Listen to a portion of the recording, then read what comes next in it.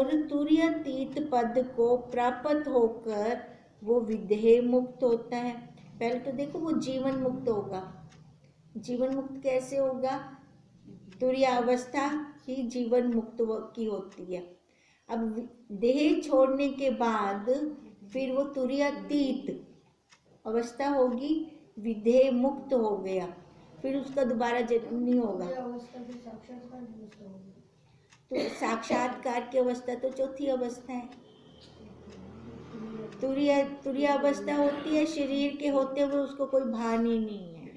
वो वाली हमने पढ़ी थी, चौपड़ वाली, जो जांग पे बनाते हैं ना साधु, है ना, वो वाली अवस्था। ये तुरीय अवस्था वो वाली अवस्था है। तुर्यातीत वो बाद में होगा, जब उसकी देह शांत हो जाएगी तब वो तुर्यातीत अवस्था होगी। नहीं, दोबारा जन्म नहीं होगा उसका, वो विदेह मुक्त हो गया। फिर उसका चित्त निर्वाण को प्राप्त हो जाता है और तुर्यातीत पद को प्राप्त होकर विदेह मुक्त है। उसमें अहम भाव का उत्थान कदापि नहीं होता। जैसे जीव शरीर से बाहर निकला तभी भी उसको ये आत्मा का ही भाव रह गया। हाँ, शरीर में है तो भी वो भाव है, शरीर से बाहर है तो भी वो भाव है। वो उस है नहीं। जैसे हम मौसम के अनुसार चेंज करते हैं, उसको नहीं है। हाँ, उसका नहीं है बिल्कुल भी वो वाला भाव। अब इसलिए कह रही हैं कि उसमें अहम भाव का उत्थान कदापि नहीं होता। वह सत्य रूप है पर असत्य की न्यायी स्थित है। देखो, तुर्य के लिए कह रही है, जिनको तुर्य पद की अवस्था प्राप्त हुई है, वो क्या कहते हैं कि सत्य रूप है। शरीर से उसकी दृष्टि जमा ही नहीं है, बिल्कुल शरीर पे दृष्टि है ही नहीं उसकी। ना उसको सर्दी का पता है, ठंडी का पता है, ना गर्मी का पता है, ना भूख का पता है, ना प्यास का पता है। अब वो असत्य की न्याय स्थिति पर है तो शरीर में, तुर्यावस्था है तो शरीर में, असत्य की न्याय स्थित है ना। देखने में तो वो करेगा ना व्यवहार, चाहे पत्ते ही खा ले, चाहे पत्ते ही खा ले, खाएगा तो सही ना। तो कहती है असत्य की न्याय स्थित है पर है वो सत्य। जैसे बापू जी भी सुनाते थे, वो जो एक उनको बुजुर्ग महिला पगली सी मिली थी, वो जान गई थी कि साहिबा को छोड़ के आया है, तो बापू समझ गए ये मेरे को बोल रही है ना। कैसे था उसका रहन सहन, कैसे वो रहती थी, पगली की तरह रहती थी पर उच्च पद को प्राप्त थी, पाई बैठी थी वो। अब ऐसी स्थिति होती है उनकी, उनको होता नहीं है कि मैले कुचैले कपड़ों में भी वो रह जाती हैं, उनको कोई फर्क नहीं पड़ता।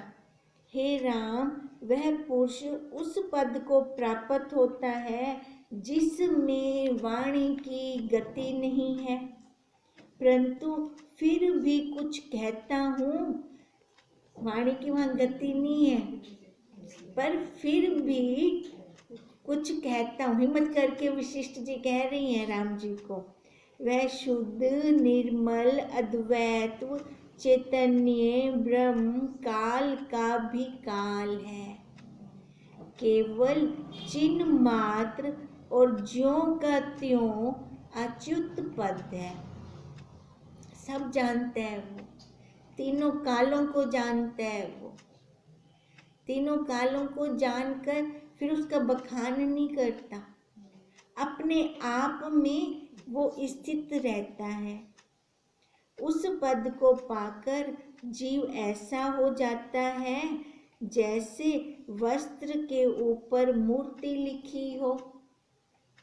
शरीर की प्रारब्ध काट रहा होता है, उसको अपना मान अपमान से कुछ लेना देना नहीं रहता, वैसे ही यह उत्थान से रहित तो होता है और उसको अहम ब्रह्म का उत्थान भी नहीं रहता। अपना तो है सो है नहीं, ठीक, ब्रह्म का भी नहीं है उसको। ब्रह्म का वो क्यों करेगा? एक की अपेक्षा दूसरा किया जाता है ना। अब जब वो है ही वही, तो वो बार बार थोड़ी रटेगा मैं ब्रह्म हूँ, मैं ब्रह्म हूँ, मैं ब्रह्म हूँ। ये हो गई पुतली गई पानी में, नमक की पुतली गई पानी में तो वहीं घुल गई। इति श्री निर्वाण प्रकरण सप्त भूमिका लक्षण विचार 126 सर्गा समाप्त। अब ये सातवीं भूमिका को क्या बोला? तुरीयावस्था। वशिष्ठ जी बोले, हे राम, ये सप्त भूमिकाएं जो तुमसे कही हैं, इन्हीं से ज्ञान की प्राप्ति होती है। देखो, भूमिकाओं के अंदर आएंगे ना, तब जाकर कहीं हम रुकेंगे, कहीं विचार करेंगे, कहीं हम टिकेंगे। अगर मानो जिसकी कोई भूमिका ही नहीं शुरू हुई, उसका क्या हाल होगा? उसका क्या हाल होगा? अब पहली 3 भूमिकाएं उन्होंने बोला संसार होता है पहली 3 भूमिकाओं में, बाद वाली भूमिकाओं में संसार नहीं होता। वशिष्ठ जी बोले, हे राम, ये 7 भूमिकाएं जो तुमसे कही हैं, इन्हीं से ही ज्ञान की प्राप्ति होती है। अन्य साधनों से ज्ञान की प्राप्ति नहीं होती, हो ही नहीं सकती ज्ञान की प्राप्ति। सबसे पहली भूमिका क्या थी? शुभ इच्छा, यानी उसकी अपनी जिज्ञासा तो जागे। पहली 3 भूमिकाओं वालों को महापुरुष कहा था, याद है ना? क्यों कहा था? कर तो रहा है, कोशिश तो कर रहा है, पुरुषार्थ तो कर रहा है, वो तो है, तभी उनको महापुरुष कहा गया था। कहते हैं जो ये 7 भूमिकाएं हैं जो तुमसे कही हैं, इन्हीं से ज्ञान की प्राप्ति होती है। अन्य साधनों से ज्ञान की प्राप्ति नहीं होती। हे राम, जब पुरुष ज्ञानवान हो, तब जानिए कि उसकी वृत्ति प्रथम भूमिका में स्थित हुई है। जब पुरुष ज्ञानवान हो, अब थोड़ा वो जानेगा तभी तो कोशिश करेगा, तो इच्छा उसकी जागेगी कैसे? देखो, इच्छा हमारी तब जागती है जब मैंने पहले कोई फ्रूट खा लिया, मेरे को अच्छा लगा, दोबारा मेरे को जागी इच्छा कि वही फ्रूट मेरे को चाहिए, तभी इच्छा जागी ना। अब कहते हैं वही ज्ञानवान, जिस ज्ञानवान, उसको कहा कि पहले उसने थोड़ा यथार्थ को लिया, सुना, एकदम संसार से निकलकर यथार्थ में आया, तो उसको अच्छा लगा, तो दोबारा उसकी इच्छा जागी, तो उसको ज्ञानवान कहा। तब जानिए कि उसकी वृत्ति बोले, उसकी वृत्ति, हमारी वृत्ति कहती है ना हमें वही चाहिए, है ना, हमारी वृत्ति ये ब्रह्म ज्ञान का रस चूसती है, उसकी वृत्ति प्रथम भूमिका में स्थित हुई है। इससे तुम भूमिका की ओर चित्त रूप चरण रखो। भूमिका की ओर जाना बहुत जरूरी है।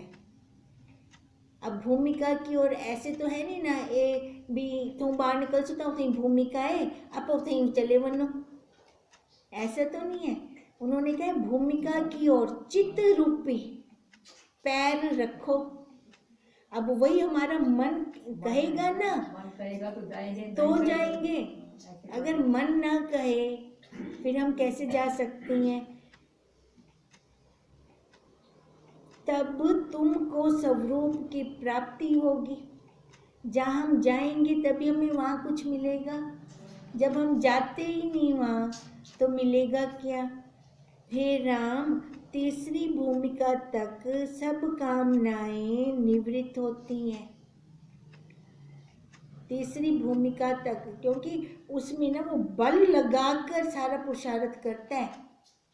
जैसे हम संसार को काटने का पुरुषार्थ करते हैं।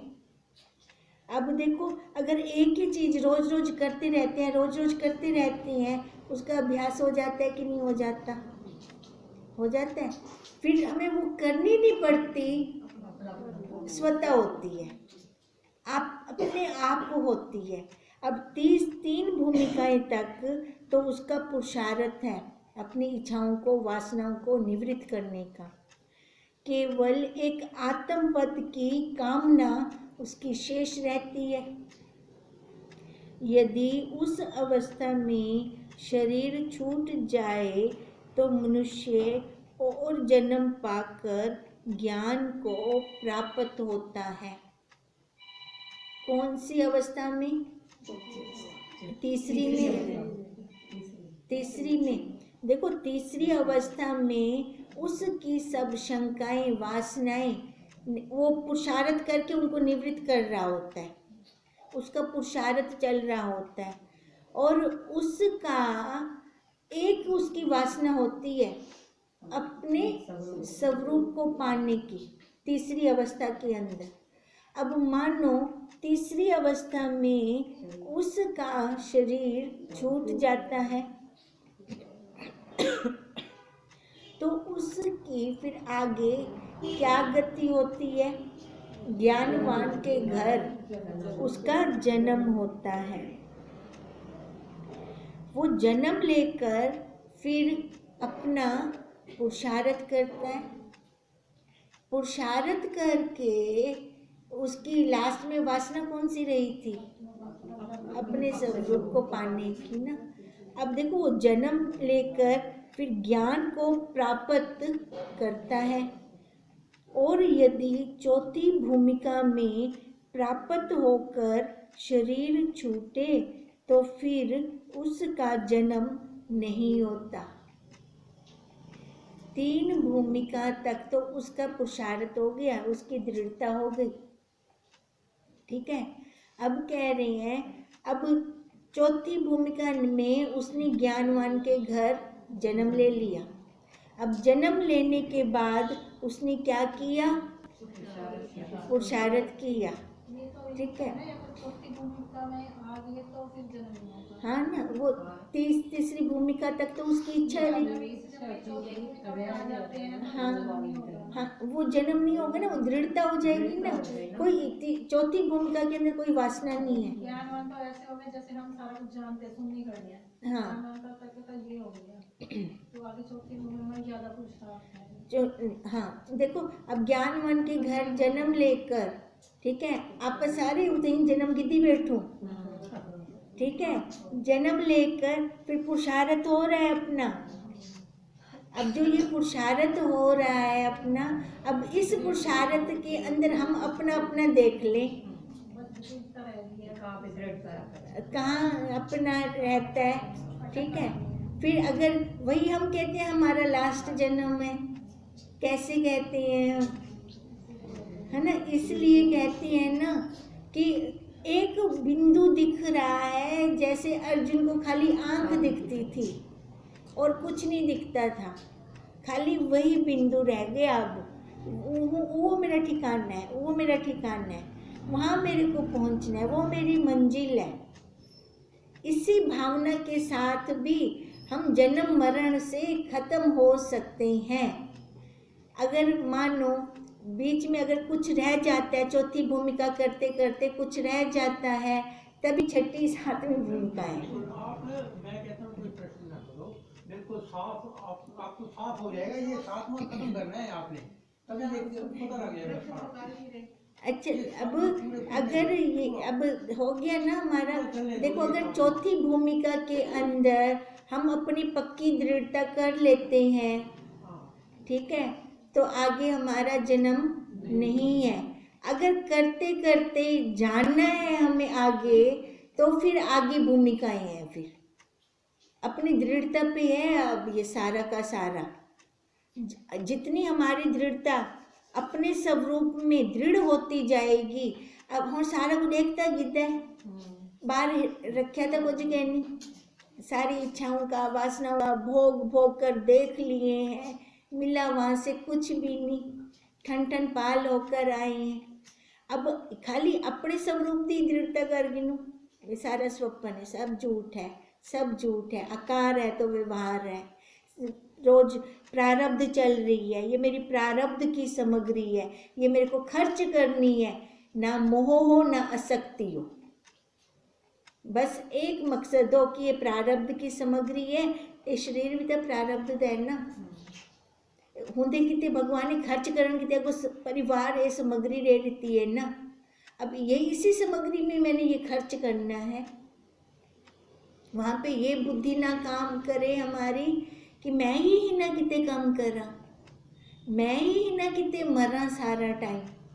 अगर ये मैं आ जाती है ना, यहाँ गड़बड़ हो जाएगी।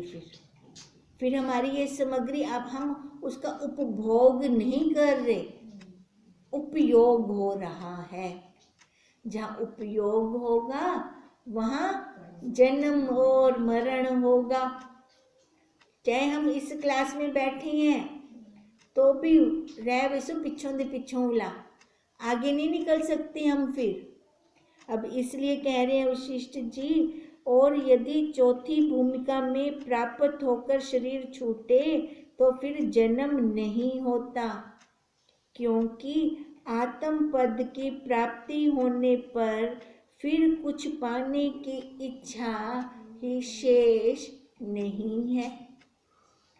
तीन भूमिका तक तो उसने बहुत पुरुषार्थ किया, बाहर की इच्छाओं को, वासनाओं को खत्म किया। खाली एक वासना रहेगी उसकी, अपने स्वरूप की। अब उसी के साथ उसका आगे जन्म हुआ, आगे जन्म लेकर उसने पुरुषार्थ किया, चौथी भूमिका के अंदर आ गया। अब दृढ़ता अपनी, अब वही दृढ़ता, अब दृढ़ता के साथ अगर उसका वही अंत होता है, शरीर छूट जाता है, तो उसका फिर आगे जन्म नहीं होगा। जन्म का कारण है इच्छा। अगर कुछ भी शेष रह जाता है ना मन में, तो वो कारण बन जाती है हमारे। हम तभी कहते हैं ना, कोई सामान मेरा रह गया तो मैं उनको चावण कितने ओसा। जब मेरा कोई सामान ही कह नहीं रहा, मैं ओसा क्यों, किस लिए आऊँगी? जब मेरी कोई इच्छा ही नहीं शेष रही तो मैं क्यों आऊँगी? जब कुछ इच्छा नहीं रही तब जन्म भी नहीं। जिसको चौथी भूमिका प्राप्त होती है उसको स्वरूप की प्राप्ति होती है, मतलब साक्षात्कार, अपने स्वरूप का साक्षात्कार। तब फिर इच्छा कैसे हो? भुना हुआ भी वो हो गया चना, भुना हुआ चना दोबारा नहीं उगता। जैसे भुना बीज नहीं उगता, वैसे उसका चित्त ज्ञान अग्नि से दग्ध हो जाता है। अब उसने देख लिया ना, बाहर तो कुछ नहीं रखा, संसार में तो कुछ नहीं है, जो कुछ है हमारे अंदर है। मेरे को है पिया, जब मेरे पास वो सामग्री है पड़ी, वो वस्तु है पड़ी जिसको मैं बाहर ढूंढ रही थी, किसी ने बता दिया, अरे वो तेरे को ली है, ले मैं बाहर क्यों वैसा, मेरे को लेता, मैं अपने अंदर पटसा, अंदर खोजूंगी ना, कहाँ है वो, तो कह रही है मेरे पास है, कहाँ पर है। फिर वो खोजने का पुरुषार्थ मेरा, खोज कर मैं उसको निकाल लेती हूँ, या मैं पुरुषार्थ इतना खाली साधु लोग कर सकते हैं, इतना खाली संत महात्मा लोग कर सकते हैं जड़ा घर बार छोड़ते वेंदे। अगर यह बुद्धि आ वेंदी है रोल मरसों उठई, जो संत महात्मा हैं जो घर छोड़कर जाते हैं, खाली ये प्रॉपर्टी उनकी नहीं है। भगवान जी ने साफ साफ बोले, मैं पक्षपाती नहीं हूँ, तुसा पुरुषार्थ कर सो, तुसा पागिन सो, ओ कर से ओ पागिन से। अब ये हमारे हाथ की बात है। जैसे भुना बीज नहीं उगता, वैसे उसका चित्त ज्ञान अग्नि से दग्ध हो जाता है, क्योंकि वह सत्य पद को प्राप्त होता है। इससे वह जन्म नहीं लेता और मरता भी नहीं। देखो, जन्मेगा वही मरेगा। जरा जन्म ही ना इनसे मरसे भी कहना है ना। अब ये इस बात का ना, अब ये एक अर्थ ये है भी, अगर असा अपने आप को जन्मने वाला मरने वाला मन दे बैठो, या अपने आप को असा हूँ क्या मन दे बैठो, क्या मान रहे हैं, है ना। मरण के बाद कहने बेटा होने हुआ दृढ़ता थी वने, यही है ना, ये जन्म होता है, यही दृढ़ता है बस। हाँ। ये अभी इसमें ये शरीर मैं नहीं हूँ, मैं वो साक्षी हूँ, मैं वो ब्रह्म हूँ, मैं वो आत्मा हूँ। जब मैं साक्षी हूँ, ब्रह्म हूँ, आत्मा हूँ, तो जन्म मरण कहाँ, तो जन्म मरण कहाँ। जन्म मरण तब होगा जब मैं देह वाली बन जाऊंगी, जब मैं अपने आप को शरीर वाली मानूंगी, तब ये जन्म मरण होगा, मेरे साथ लग जाएगा। आप ही नहीं मुक्त इनसे, हम खुद ही मुक्त स्वरूप में, क्योंकि यह सत्य पद को वो प्राप्त होता है तभी कब, जब उसकी ज्ञान अग्नि से सारी इच्छाएं वासनाएं जल जाती हैं। इसी से वह फिर जन्म ही नहीं लेता, और जन्म नहीं लेता तो मरता भी नहीं है। संसार को स्वप्नवत देखता है, संसार को, यानी है तो पड़ा ना आकार के अंदर, तभी स्वप्नवत देख रहा है ना, तभी उसकी दृढ़ता हो रही है ना। जब वो आकार के अंदर रहते हुए स्वप्नवत देख सकते हैं, तो क्या हम नहीं देख सकते, है ना। हम भी तो देख सकते हैं ना ऐसे, क्योंकि वो 5 तत्वों का वही अष्टा प्रकृति का वो अष्टा प्रकृति के ये सारे आकार वही के वही हम हैं। 5वीं भूमिका वाला सुषुप्त की तरह होता है। 6ठी भूमिका साक्षी रूप तुरीय पद है, और 7वीं भूमिका तुरीयातीत निर्वाच्य पद है। अब वो तुरीयातीत हो गया निर्वाण, निर्वाण पद है ना, विधेय मुक्त। अब विधेय मुक्त कब होगा, जब वो पहले जीवन मुक्त होगा, फिर जाकर विधेय मुक्त होगा। हे राम, इतना कहने का प्रयोजन यही है कि वासना का त्याग करें, बस यही है कि वासना का त्याग करें और अचित पद को प्राप्त हो। अचित, अचित मतलब जहाँ पर मन न उठे, फुरना न उठे, उसका अभिमान होना ही वासना है। खाली मन का आ जाना वासना आ गई। मन के साथ देखो कितना कुछ जुड़ जाता है ना। जब इसका अभिमान निवृत्त हो तब शांति होती है, वाकई है ना। जब मन चल रहा होता है तो अंदर विक्षेपता बहुत होती है, हम शांत नहीं हो पाते। तब परिचिन अहंकार ना रहे।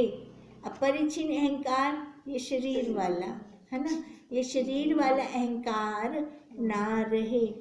आत्मा के अज्ञान से अहम भाव हुआ है, आत्मा के अज्ञान से, अज्ञान है ना हमें, तब इतनी दृढ़ता कर पा रहे ना पक्की, नहीं तो अपनी दृढ़ता हो जाए बार पक्की दृढ़ता थी उन्हें, वो सारा स्वप्न है। मृग तृष्णा दा जल ले हाथ में कहना उसे कुछ भी अज तक आए क्या, आज तक आया भी नहीं। ये वाली पक्की दृढ़ता हो जाए हमें। कहते हैं आत्मा के अज्ञान से अहम भाव हुआ है और आत्म ज्ञान से यह लीन होगा। लीन होने वाला कैसे लीन हो, कैसे, उसकी दवाई क्या है, उनको खत्म करन दी, कीड़े मारन दी दवाई होती है ना, दवाई इसकी यही है, विचार, विचार रूपी दवाई है। तब जाके ये अज्ञान रूपी कीड़ा मरेगा, नहीं तो ये मरने वाला नहीं है ये। ओम तम नमामि।